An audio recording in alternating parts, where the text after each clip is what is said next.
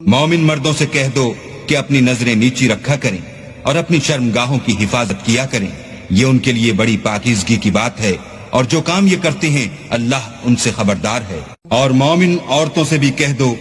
کہ وہ بھی اپنی نگاہیں نیچی رکھا کریں اور اپنی شرمگاہوں کی حفاظت کیا کریں، اور اپنی آرائش یعنی زیور کے مقامات کو ظاہر نہ ہونے دیا کریں مگر جو اس میں سے کھلا رہتا ہو،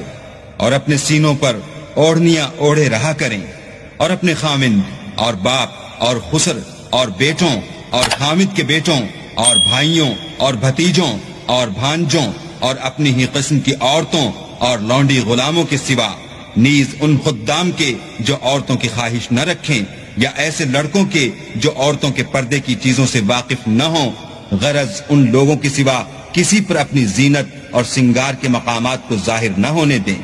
اور اپنے پاؤں ایسے طور سے زمین پر نہ ماریں کہ جھنکار کانوں میں پہنچے اور ان کا پوشیدہ زیور معلوم ہو جائے۔ اور مومنوں، سب اللہ کے آگے توبہ کرو تاکہ فلاح پاؤ۔